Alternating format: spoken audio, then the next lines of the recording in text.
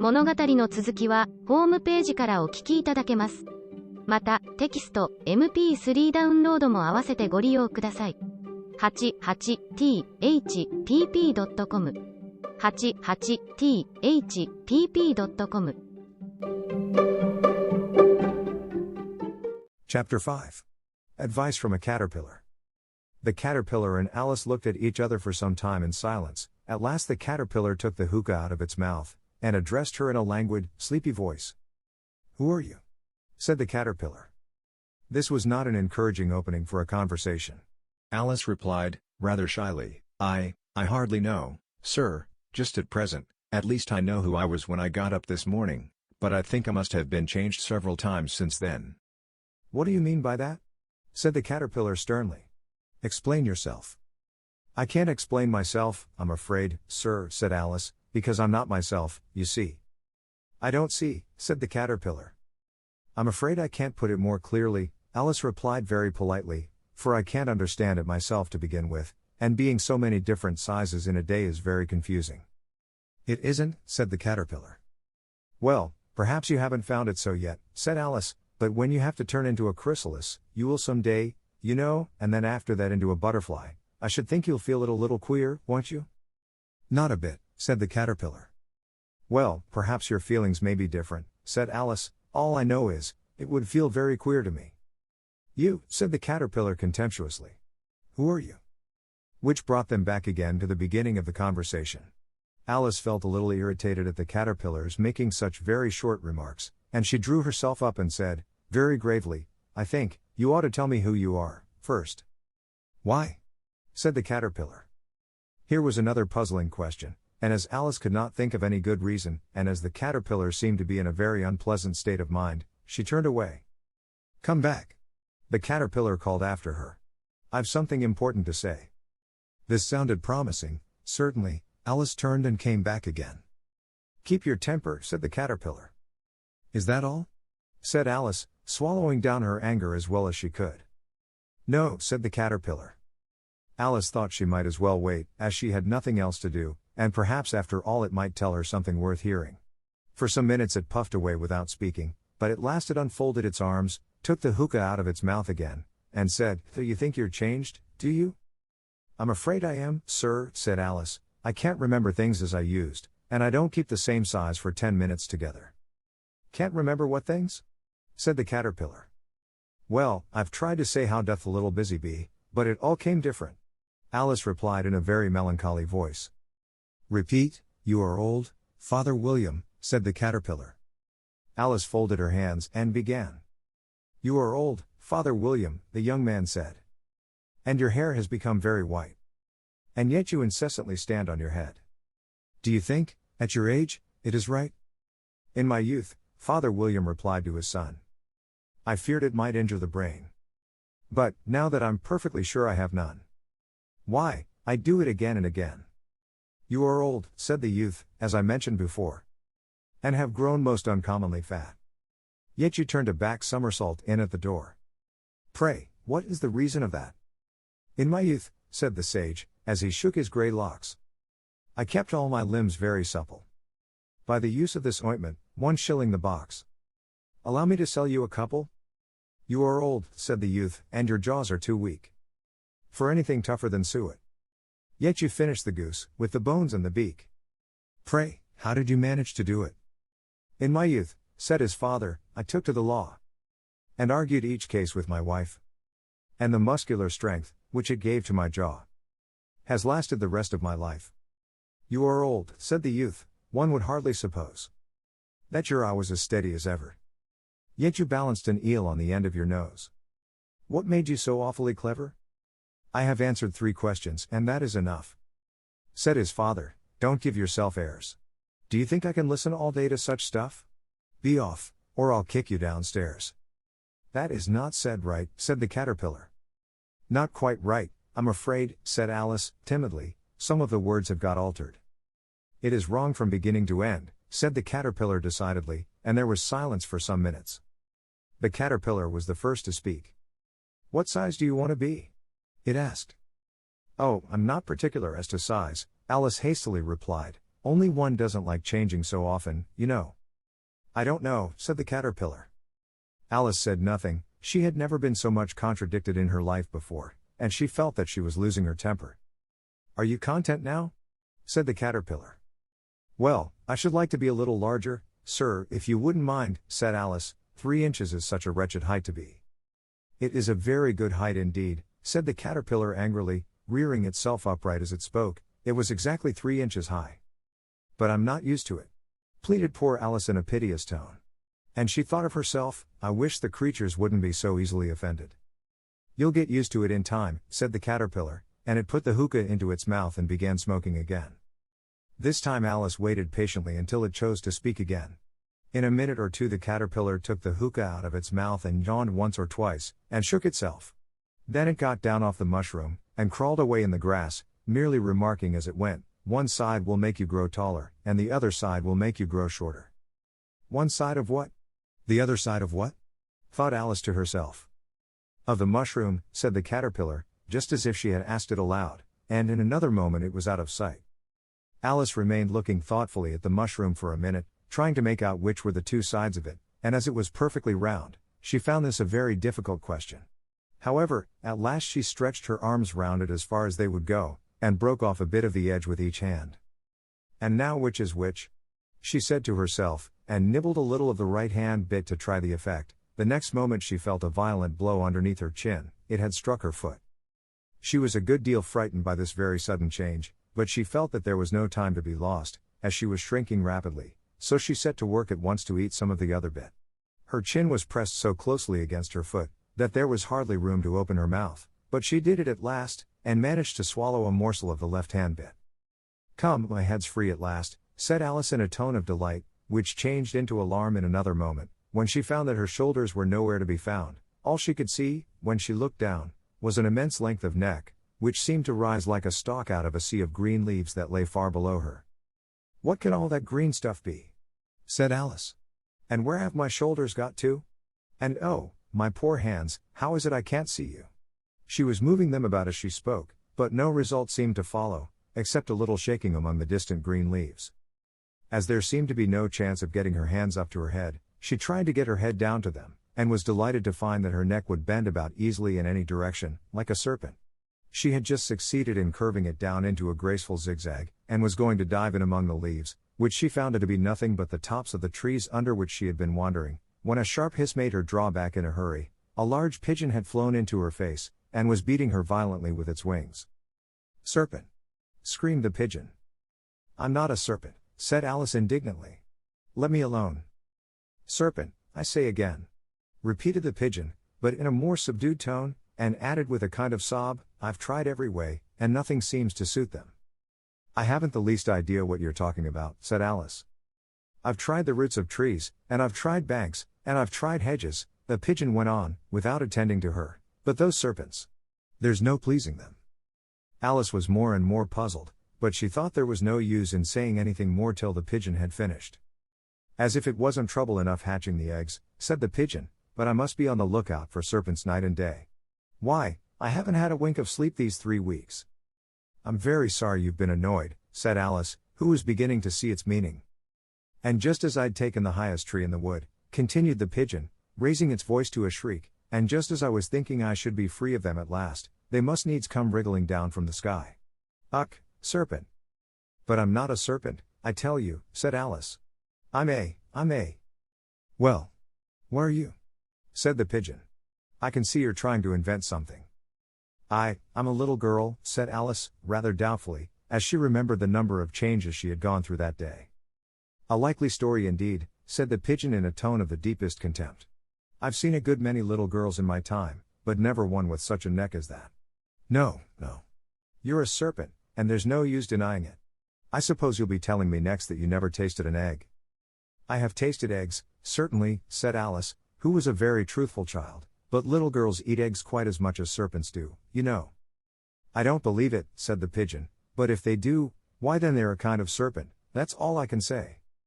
This was such a new idea to Alice, that she was quite silent for a minute or two, which gave the pigeon the opportunity of adding, You're looking for eggs, I know that well enough, and what does it matter to me whether you're a little girl or a serpent?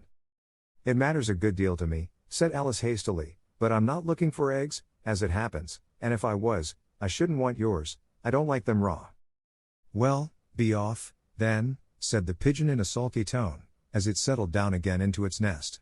Alice crouched down among the trees as well as she could, for her neck kept getting entangled among the branches, and every now and then she had to stop and untwist it. After a while she remembered that she still held the pieces of mushroom in her hands, and she set to work very carefully, nibbling first at one and then at the other, and growing sometimes taller and sometimes shorter, until she had succeeded in bringing herself down to her usual height. It was so long since she had been anything near the right size, that it felt quite strange at first, but she got used to it in a few minutes, and began talking to herself, as usual. Come, there's half my plan done now. How puzzling all these changes are. I'm never sure what I'm going to be, from one minute to another. However, I've got back to my right size. The next thing is, to get into that beautiful garden. How is that to be done, I wonder? As she said this, she came suddenly upon an open place, with a little house in it about 4 feet high. Whoever lives there, thought Alice, it'll never do to come upon them this size. Why, I should frighten them out of their wits. So she began nibbling at the right-hand bit again, and did not venture to go near the house till she had brought herself down to 9 inches high. Chapter 6. Pig and Pepper. For a minute or two she stood looking at the house, and wondering what to do next, when suddenly a footman in livery came running out of the wood. She considered him to be a footman because he was in livery, otherwise, judging by his face only, she would have called him a fish, and rapped loudly at the door with his knuckles. It was opened by another footman in livery, with a round face, and large eyes like a frog, and both footmen, Alice noticed, had powdered hair that curled all over their heads. She felt very curious to know what it was all about, and crept a little way out of the wood to listen. The fish footman began by producing from under his arm a great letter, nearly as large as himself, and this he handed over to the other, saying, in a solemn tone, for the Duchess. An invitation from the Queen to play croquet. The frog footman repeated, in the same solemn tone, only changing the order of the words a little, from the Queen. An invitation for the Duchess to play croquet. Then they both bowed low, and their curls got entangled together. Alice laughed so much at this, that she had to run back into the wood for fear of their hearing her, and when she next peeped out the fish footman was gone, and the other was sitting on the ground near the door, staring stupidly up into the sky. Alice went timidly up to the door, and knocked. There's no sort of use in knocking, said the footman, and that for 2 reasons. First, because I'm on the same side of the door as you are. Secondly, because they're making such a noise inside, no one could possibly hear you. And certainly there was a most extraordinary noise going on within, a constant howling and sneezing, and every now and then a great crash, as if a dish or kettle had been broken to pieces. Please, then, said Alice, how am I to get in? There might be some sense in your knocking, the footman went on without attending to her, if we had the door between us. For instance, if you were inside, you might knock, and I could let you out, you know. He was looking up into the sky all the time he was speaking, and this Alice thought decidedly uncivil. But perhaps he can't help it, she said to herself, his eyes are so very nearly at the top of his head. But at any rate he might answer questions. How am I to get in? She repeated, aloud. I shall sit here, the footman remarked, till tomorrow. At this moment the door of the house opened, and a large plate came skimming out, straight at the footman's head. It just grazed his nose, and broke to pieces against one of the trees behind him. Or next day, maybe, the footman continued in the same tone, exactly as if nothing had happened. How am I to get in? Asked Alice again, in a louder tone. Are you to get in at all? Said the footman. That's the first question, you know. It was, no doubt, only Alice did not like to be told so. It's really dreadful, she muttered to herself, the way all the creatures argue. It's enough to drive one crazy. The footman seemed to think this a good opportunity for repeating his remark, with variations. I shall sit here, he said, on and off, for days and days. But what am I to do? Said Alice. Anything you like, said the footman, and began whistling. Oh, there's no use in talking to him, said Alice desperately, he's perfectly idiotic. And she opened the door and went in. The door led right into a large kitchen, which was full of smoke from one end to the other. The Duchess was sitting on a 3-legged stool in the middle, nursing a baby. The cook was leaning over the fire, stirring a large cauldron which seemed to be full of soup. There's certainly too much pepper in that soup, Alice said to herself, as well as she could for sneezing. There was certainly too much of it in the air. Even the Duchess sneezed occasionally, and as for the baby, It was sneezing and howling alternately without a moment's pause. The only things in the kitchen that did not sneeze were the cook and a large cat which was sitting on the hearth and grinning from ear to ear. "Please would you tell me," said Alice, a little timidly, for she was not quite sure whether it was good manners for her to speak first, "why your cat grins like that?" "It's a Cheshire cat," said the Duchess, "and that's why." "Pig." She said the last word with such sudden violence that Alice quite jumped, but she saw in another moment that it was addressed to the baby and not to her, so she took courage, and went on again. "I didn't know that Cheshire cats always grinned. In fact, I didn't know that cats could grin." "They all can," said the Duchess, "and most of 'em do." "I don't know of any that do," Alice said very politely, feeling quite pleased to have got into a conversation. "You don't know much," said the Duchess, "and that's a fact." Alice did not at all like the tone of this remark, and thought it would be as well to introduce some other subject of conversation. While she was trying to fix on one, the cook took the cauldron of soup off the fire, and at once set to work throwing everything within her reach at the Duchess and the baby. The fire irons came first, then followed a shower of saucepans, plates, and dishes. The Duchess took no notice of them even when they hit her, and the baby was howling so much already, that it was quite impossible to say whether the blows hurt it or not. "Oh, please mind what you're doing," cried Alice, jumping up and down in an agony of terror. "Oh, there goes his precious nose." As an unusually large saucepan flew close by it, and very nearly carried it off. "If everybody minded their own business," the Duchess said in a hoarse growl, "the world would go round a deal faster than it does." "Which would not be an advantage," said Alice, who felt very glad to get an opportunity of showing off a little of her knowledge. "Just think of what work it would make with the day and night. You see, the earth takes 24 hours to turn round on its axis." "Talking of axes," said the Duchess, "chop off her head." Alice glanced rather anxiously at the cook, to see if she meant to take the hint, but the cook was busily stirring the soup, and seemed not to be listening, so she went on again, 24 hours, I think, or is it 12? "Oh, don't bother me," said the Duchess, "I never could abide figures." And with that she began nursing her child again, singing a sort of lullaby to it as she did so, and giving it a violent shake at the end of every line. "Speak roughly to your little boy. And beat him when he sneezes. He only does it to annoy. Because he knows it teases." Chorus. In which the cook and the baby joined. "Wow. Wow. Wow." While the Duchess sang the second verse of the song, she kept tossing the baby violently up and down, and the poor little thing howled so, that Alice could hardly hear the words. "I speak severely to my boy. I beat him when he sneezes. For he can thoroughly enjoy the pepper when he pleases." Chorus. Wow. Wow. Wow. "Here. You may nurse it a bit, if you like," the Duchess said to Alice, flinging the baby at her as she spoke. "I must go and get ready to play croquet with the Queen," and she hurried out of the room. The cook threw a frying pan after her as she went out, but it just missed her. Alice caught the baby with some difficulty, as it was a queer-shaped little creature and held out its arms and legs in all directions, just like a starfish, thought Alice. The poor little thing was snorting like a steam engine when she caught it, and kept doubling itself up and straightening itself out again, so that altogether, for the first minute or two, it was as much as she could do to hold it. As soon as she had made out the proper way of nursing it, which was to twist it up into a sort of knot, and then keep tight hold of its right ear and left foot, so as to prevent its undoing itself, she carried it out into the open air. "If I don't take this child away with me," thought Alice, "they're sure to kill it in a day or two. Wouldn't it be murder to leave it behind?" She said the last words out loud, and the little thing grunted in reply. It had left off sneezing by this time. "Don't grunt," said Alice, "that's not at all a proper way of expressing yourself." The baby grunted again, and Alice looked very anxiously into its face to see what was the matter with it. There could be no doubt that it had a very turn-up nose, much more like a snout than a real nose. Also its eyes were getting extremely small for a baby. Altogether Alice did not like the look of the thing at all. But perhaps it was only sobbing, she thought, and looked into its eyes again, to see if there were any tears. No, there were no tears. "If you're going to turn into a pig, my dear," said Alice, seriously, "I'll have nothing more to do with you. Mind now."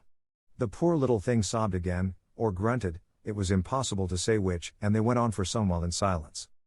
Alice was just beginning to think to herself, "Now, what am I to do with this creature when I get it home?"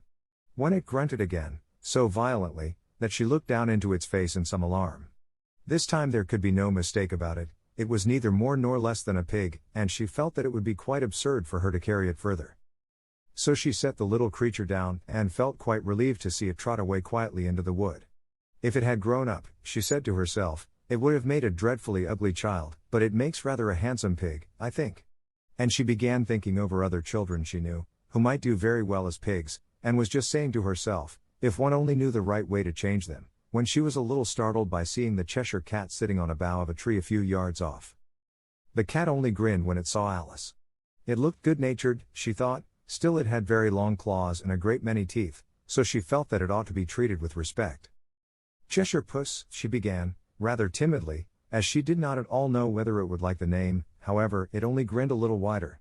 Come, it's pleased so far, thought Alice, and she went on. Would you tell me, please, which way I ought to go from here? That depends a good deal on where you want to get to, said the cat. I don't much care where, said Alice. Then it doesn't matter which way you go, said the cat. So long as I get somewhere, Alice added as an explanation. Oh, you're sure to do that, said the cat, if you only walk long enough. Alice felt that this could not be denied, so she tried another question. What sort of people live about here? In that direction, the cat said, waving its right paw round, lives a hatter, and in that direction, waving the other paw, lives a marsh hare. Visit either you like, they're both mad. But I don't want to go among mad people, Alice remarked. Oh, you can't help that, said the cat, we're all mad here. I'm mad. You're mad. How do you know I'm mad? Said Alice. You must be, said the cat, or you wouldn't have come here. Alice didn't think that proved it at all. However, she went on, and how do you know that you're mad? To begin with, said the cat, a dog's not mad. You grant that? I suppose so, said Alice. Well, then, the cat went on, you see, a dog growls when it's angry, and wags its tail when it's pleased. Now I growl when I'm pleased, and wag my tail when I'm angry. Therefore I'm mad. I call it purring, not growling, said Alice. Call it what you like, said the cat. Do you play croquet with the Queen today? I should like it very much, said Alice, but I haven't been invited yet. You'll see me there, said the cat, and vanished. Alice was not much surprised at this, she was getting so used to queer things happening. While she was looking at the place where it had been, it suddenly appeared again. By the by, what became of the baby? Said the cat. I'd nearly forgotten to ask. It turned into a pig, Alice quietly said, just as if it had come back in a natural way. I thought it would, said the cat, and vanished again. Alice waited a little, half expecting to see it again, but it did not appear, and after a minute or two she walked on in the direction in which the March Hare was said to live. I've seen hatters before, she said to herself. The March Hare will be much the most interesting, and perhaps as this is May it won't be raving mad, at least not so mad as it was in March. As she said this, she looked up, and there was the cat again, sitting on a branch of a tree. Did you say pig, or fig? Said the cat. I said pig, replied Alice, and I wish you wouldn't keep appearing and vanishing so suddenly, you make one quite giddy. All right, said the cat, and this time it vanished quite slowly, beginning with the end of the tail, and ending with the grin, which remained some time after the rest of it had gone. Well, I've often seen a cat without a grin, thought Alice, but a grin without a cat. It's the most curious thing I ever saw in my life. She had not gone much farther before she came in sight of the house of the March Hare. She thought it must be the right house, because the chimneys were shaped like ears and the roof was thatched with fur. It was so large a house, that she did not like to go nearer till she had nibbled some more of the left-hand bit of mushroom, and raised herself to about 2 feet high. Even then she walked up towards it rather timidly, saying to herself, suppose it should be raving mad after all. I almost wish I'd gone to see the Hatter instead. Chapter 7. A Mad Tea Party. There was a table set out under a tree in front of the house, and the Marsh Hare and the Hatter were having tea at it. A dormouse was sitting between them, fast asleep, and the other two were using it as a cushion, resting their elbows on it, and talking over its head. Very uncomfortable for the dormouse, thought Alice, only, as it's asleep, I suppose it doesn't mind. The table was a large one, but the three were all crowded together at one corner of it. No room. No room, they cried out when they saw Alice coming. There's plenty of room, said Alice indignantly, and she sat down in a large armchair at one end of the table. Have some wine, the March Hare said in an encouraging tone. Alice looked all round the table, but there was nothing on it but tea. I don't see any wine, she remarked. There isn't any, said the March Hare. Then it wasn't very civil of you to offer it, said Alice angrily. It wasn't very civil of you to sit down without being invited, said the March Hare. I didn't know it was your table, said Alice. It's laid for a great many more than 3. Your hair wants cutting, said the Hatter. He had been looking at Alice for some time with great curiosity, and this was his first speech. You should learn not to make personal remarks, Alice said with some severity. It's very rude. The Hatter opened his eyes very wide on hearing this, but all he said was, why is a raven like a writing desk? Come, we shall have some fun now, thought Alice. I'm glad they've begun asking riddles. I believe I can guess that, she added aloud. Do you mean that you think you can find out the answer to it? Said the March Hare. Exactly so, said Alice. Then you should say what you mean, the March Hare went on. I do, Alice hastily replied. At least I mean what I say, that's the same thing, you know. Not the same thing a bit, said the Hatter. You might just as well say that I see what I eat is the same thing as I eat what I see. You might just as well say, added the March Hare, that I like what I get is the same thing as I get what I like. You might just as well say, added the Dormouse, who seemed to be talking in his sleep, that I breathe when I sleep is the same thing as I sleep when I breathe. It is the same thing with you, said the Hatter, and here the conversation dropped, and the party sat silent for a minute, while Alice thought over all she could remember about ravens and writing desks, which wasn't much. The Hatter was the first to break the silence. What day of the month is it? He said, turning to Alice. He had taken his watch out of his pocket, and was looking at it uneasily, shaking it every now and then, and holding it to his ear. Alice considered a little, and then said the 4th. 2 days wrong, sighed the Hatter. I told you butter wouldn't suit the works. He added, looking angrily at the March Hare. It was the best butter, the March Hare meekly replied. Yes, but some crumbs must have got in as well, the Hatter grumbled. You shouldn't have put it in with the bread knife. The March Hare took the watch and looked at it gloomily, then he dipped it into his cup of tea, and looked at it again, but he could think of nothing better to say than his first remark, it was the best butter, you know. Alice had been looking over his shoulder with some curiosity. What a funny watch, she remarked. It tells the day of the month, and doesn't tell what o'clock it is. Why should it? Muttered the Hatter. Does your watch tell you what year it is? Of course not, Alice replied very readily, but that's because it stays the same year for such a long time together. Which is just the case with mine, said the Hatter. Alice felt dreadfully puzzled. The Hatter's remark seemed to have no sort of meaning in it, and yet it was certainly English. I don't quite understand you, she said, as politely as she could. The Dormouse is asleep again, said the Hatter, and he poured a little hot tea upon its nose. The Dormouse shook its head impatiently, and said, without opening its eyes, of course, just what I was going to remark myself. Have you guessed the riddle yet? The Hatter said, turning to Alice again. No, I give it up, Alice replied. What's the answer? I haven't the slightest idea, said the Hatter. Nor I, said the March Hare. Alice sighed wearily. I think you might do something better with the time, she said, than waste it in asking riddles that have no answers. If you knew time as well as I do, said the Hatter, you wouldn't talk about wasting it. It's him. I don't know what you mean, said Alice. Of course you don't, the Hatter said, tossing his head contemptuously. I dare say you never even spoke to time. Perhaps not, Alice cautiously replied, but I know I have to beat time when I learn music. Ah. That accounts for it, said the Hatter. He won't stand beating. Now, if you only kept on good terms with him, he'd do almost anything you liked with the clock. For instance, suppose it were 9 o'clock in the morning, just time to begin lessons, you'd only have to whisper a hint to time, and round goes the clock in a twinkling. 1:30, time for dinner. I only wish it was, the March Hare said to itself in a whisper. That would be grand, certainly, said Alice thoughtfully, but then, I shouldn't be hungry for it, you know. Not at first, perhaps, said the Hatter, but you could keep it to 1:30 as long as you liked. Is that the way you manage? Alice asked. The Hatter shook his head mournfully. Not I, he replied. We quarreled last March, just before he went mad, you know, pointing with his teaspoon at the March Hare. It was at the great concert given by the Queen of Hearts, and I had to sing. Twinkle, twinkle, little bat. How I wonder what you're at. You know the song, perhaps? I've heard something like it, said Alice. It goes on, you know, the Hatter continued, in this way. Up above the world you fly. Like a tea tray in the sky. Twinkle, twinkle. Here the Dormouse shook itself, and began singing in its sleep twinkle, twinkle, twinkle, twinkle, and went on so long that they had to pinch it to make it stop. Well, I'd hardly finished the first verse, said the Hatter, when the Queen jumped up and bawled out, "He's murdering the time. Off with his head." "How dreadfully savage," exclaimed Alice. "And ever since that," the Hatter went on in a mournful tone, "he won't do a thing I ask. It's always 6 o'clock now." A bright idea came into Alice's head. "Is that the reason so many tea things are put out here?" she asked.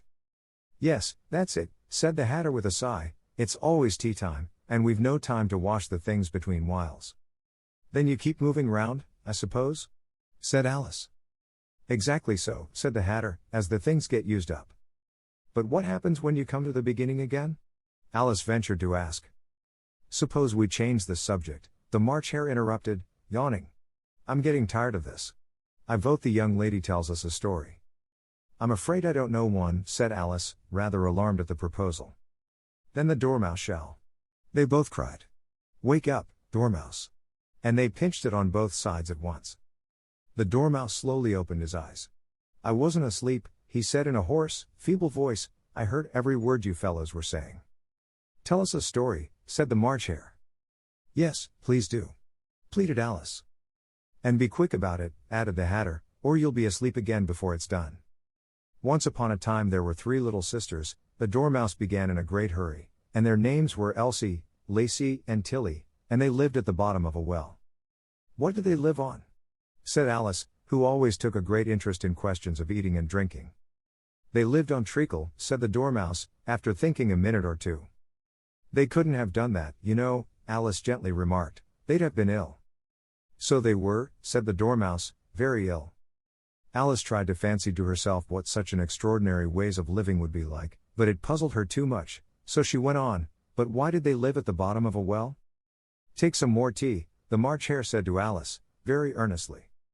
"I've had nothing yet," Alice replied in an offended tone, "so I can't take more."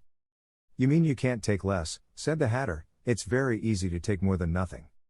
"Nobody asked your opinion," said Alice. "Who's making personal remarks now?" the Hatter asked triumphantly. Alice did not quite know what to say to this, so she helped herself to some tea and bread and butter, and then turned to the Dormouse, and repeated her question. "Why did they live at the bottom of a well?" The Dormouse again took a minute or two to think about it, and then said, "It was a treacle well." "There's no such thing." Alice was beginning very angrily, but the Hatter and the March Hare went sh. And the Dormouse sulkily remarked, "If you can't be civil, you'd better finish the story for yourself." "No, please go on," Alice said very humbly. "I won't interrupt again. I dare say there may be one." "One, indeed," said the Dormouse indignantly. However, he consented to go on.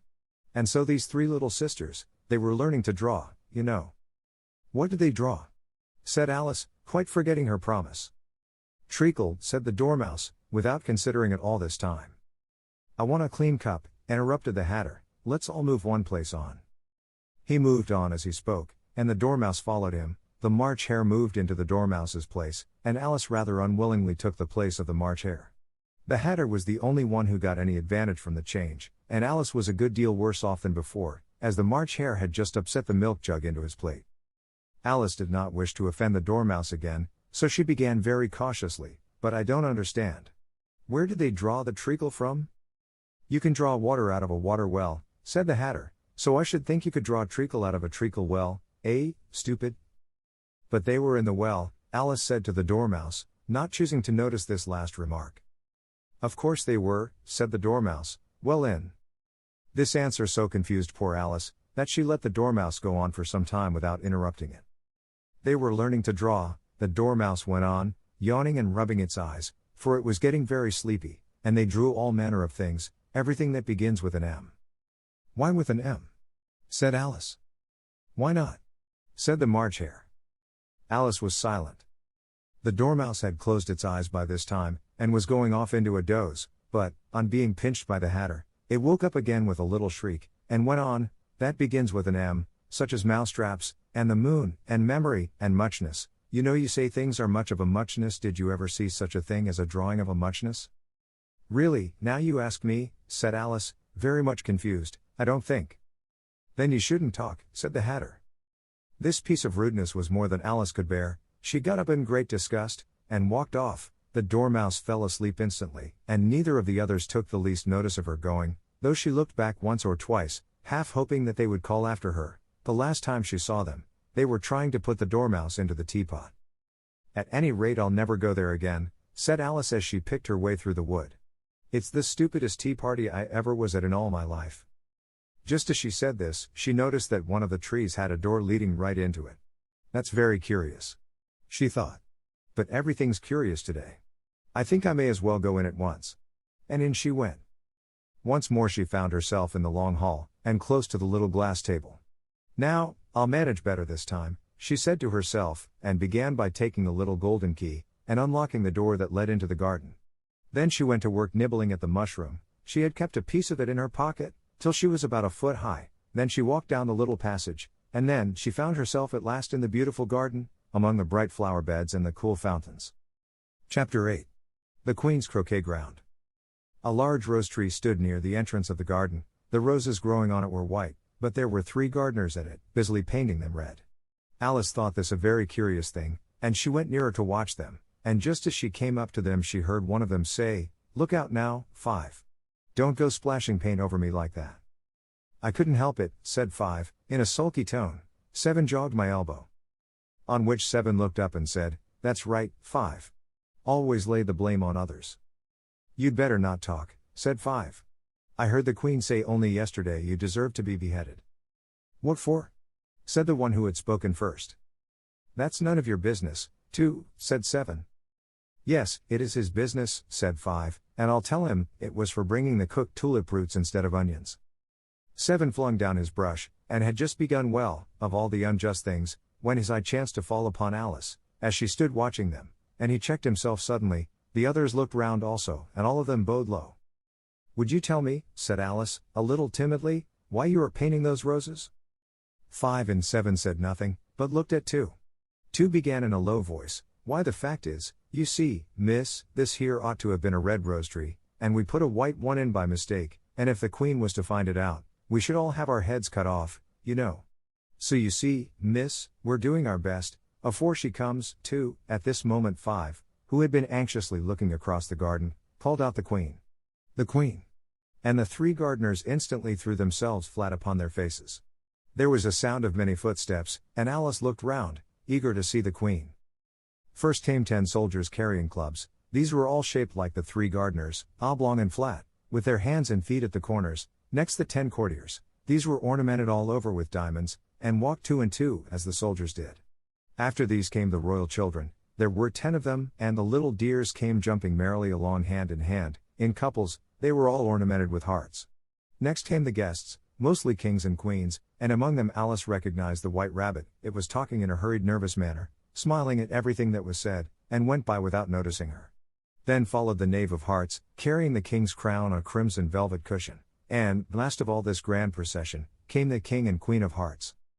Alice was rather doubtful whether she ought not to lie down on her face like the 3 gardeners, but she could not remember ever having heard of such a rule at processions, and besides, what would be the use of a procession, thought she, if people had all to lie down upon their faces, so that they couldn't see it? So she stood still where she was, and waited.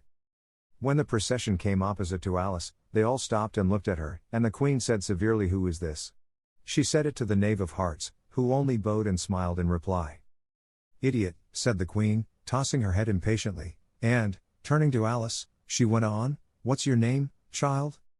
"My name is Alice, so please your Majesty," said Alice very politely, but she added, to herself, "Why, they're only a pack of cards, after all. I needn't be afraid of them." "And who are these?" said the Queen, pointing to the 3 gardeners who were lying round the rose tree, for, you see, as they were lying on their faces, and the pattern on their backs was the same as the rest of the pack, she could not tell whether they were gardeners, or soldiers, or courtiers, or 3 of her own children. "How should I know?" said Alice, surprised at her own courage. "It's no business of mine." The Queen turned crimson with fury, and, after glaring at her for a moment like a wild beast, screamed off with her head. "Uff! Nonsense," said Alice, very loudly and decidedly, and the Queen was silent. The King laid his hand upon her arm, and timidly said, "Consider, my dear, she is only a child." The Queen turned angrily away from him, and said to the knave, "Turn them over." The knave did so, very carefully, with one foot. "Get up," said the queen, in a shrill, loud voice, and the 3 gardeners instantly jumped up, and began bowing to the king, the queen, the royal children, and everybody else. "Leave off that!" screamed the queen. "You make me giddy." And then, turning to the rose tree, she went on, "What have you been doing here?" "May it please your majesty," said two, in a very humble tone, going down on one knee as he spoke, "we were trying." "I see," said the queen, who had meanwhile been examining the roses. "Off with their heads." And the procession moved on, 3 of the soldiers remaining behind to execute the unfortunate gardeners, who ran to Alice for protection. "You shan't be beheaded," said Alice, and she put them into a large flower pot that stood near. The 3 soldiers wandered about for a minute or two, looking for them, and then quietly marched off after the others. "Are their heads off?" shouted the queen. "Their heads are gone, if it please your majesty," the soldiers shouted in reply. "That's right," shouted the queen. "Can you play croquet?" The soldiers were silent, and looked at Alice, as the question was evidently meant for her. "Yes," shouted Alice. "Come on, then," roared the queen, and Alice joined the procession, wondering very much what would happen next. It's a very fine day," said a timid voice at her side. She was walking by the white rabbit, who was peeping anxiously into her face. "Very," said Alice. "Where's the Duchess?" "Hush! Hush!" said the rabbit in a low, hurried tone. He looked anxiously over his shoulder as he spoke, and then raised himself upon tiptoe, put his mouth close to her ear, and whispered, "She's under sentence of execution." "What for?" said Alice. "Did you say what a pity?" the rabbit asked. "No, I didn't," said Alice. "I don't think it's at all a pity. I said what for?" "She boxed the queen's ears," the rabbit began. Alice gave a little scream of laughter. "Oh, hush!" the rabbit whispered in a frightened tone. "The queen will hear you. You see, she came rather late," and the queen said. "Get to your places," shouted the queen in a voice of thunder, and people began running about in all directions, tumbling up against each other. However, they got settled down in a minute or two, and the game began. Alice thought she had never seen such a curious croquet ground in her life. It was all ridges and furrows, the balls were live hedgehogs, the mallets live flamingos, and the soldiers had to double themselves up and to stand on their hands and feet, to make the arches. The chief difficulty Alice found at first was in managing her flamingo. She succeeded in getting its body tucked away, comfortably enough, under her arm, with its legs hanging down, but generally just as she had got its neck nicely straightened out, and was going to give the hedgehog a blow with its head, it would twist itself round and look up in her face, with such a puzzled expression that she could not help bursting out laughing, and when she had got its head down, and was going to begin again, it was very provoking to find that the hedgehog had unrolled itself, and was in the act of crawling away. Besides all this, there was generally a ridge or furrow in the way wherever she wanted to send the hedgehog to, and, as the doubled-up soldiers were always getting up and walking off to other parts of the ground, Alice soon came to the conclusion that it was a very difficult game indeed. The players all played at once without waiting for turns, quarreling all the while, and fighting for the hedgehogs, and in a very short time the queen was in a furious passion, and went stamping about, and shouting off with his head. Or off with her head. About once in a minute. Alice began to feel very uneasy. To be sure, she had not as yet had any dispute with the queen, but she knew that it might happen any minute, and then, thought she, what would become of me? They're dreadfully fond of beheading people here, the great wonder is, that there's any one left alive. She was looking about for some way of escape, and wondering whether she could get away without being seen, when she noticed a curious appearance in the air. It puzzled her very much at first, but, after watching it a minute or two, she made it out to be a grin, and she said to herself, "It's the Cheshire Cat, now I shall have somebody to talk to." "How are you getting on?" said the cat, as soon as there was mouth enough for it to speak with. Alice waited till the eyes appeared, and then nodded. "It's no use speaking to it," she thought, "till its ears have come, or at least one of them." In another minute the whole head appeared, and then Alice put down her flamingo, and began an account of the game, feeling very glad she had someone to listen to her. The cat seemed to think that there was enough of it now in sight, and no more of it appeared. "I don't think they play at all fairly," Alice began, in rather a complaining tone, "and they all quarrel so dreadfully one can't hear oneself speak, and they don't seem to have any rules in particular, at least, if there are, nobody attends to them, and you've no idea how confusing it is all the things being alive. For instance, there's the arch I've got to go through next, walking about at the other end of the ground, and I should have croqueted the queen's hedgehog just now, only it ran away when it saw mine coming." "How do you like the queen?" said the cat in a low voice. Not at all, said Alice, she's so extremely. Just then she noticed that the queen was close behind her, listening, so she went on, likely to win, that it's hardly worthwhile finishing the game. The queen smiled and passed on. Who are you talking to? Said the king, going up to Alice, and looking at the cat's head with great curiosity. It's a friend of mine, a Cheshire cat, said Alice, allow me to introduce it. I don't like the look of it at all, said the king, however, it may kiss my hand if it likes. I'd rather not, the cat remarked. Don't be impertinent, said the king, and don't look at me like that. He got behind Alice as he spoke. A cat may look at a king, said Alice.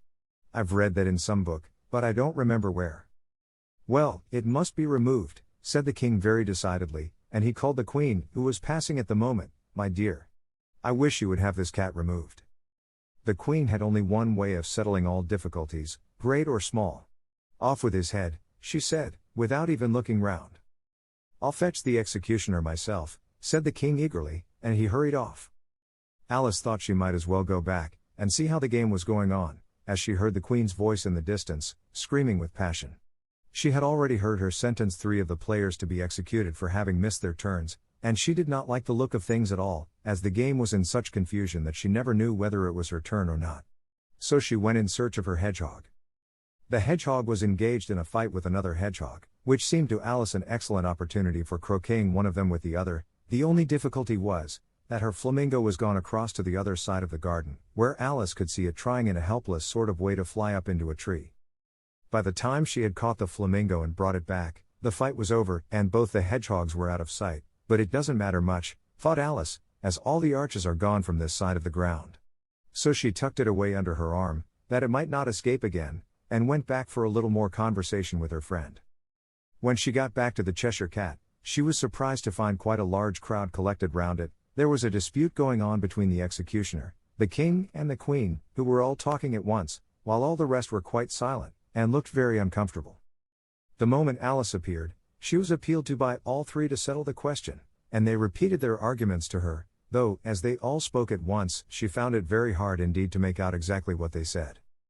The executioner's argument was, that you couldn't cut off a head unless there was a body to cut it off from, that he had never had to do such a thing before, and he wasn't going to begin at his time of life. The king's argument was, that anything that had a head could be beheaded, and that you weren't to talk nonsense. The queen's argument was, that if something wasn't done about it in less than no time she'd have everybody executed, all round. It was this last remark that had made the whole party look so grave and anxious.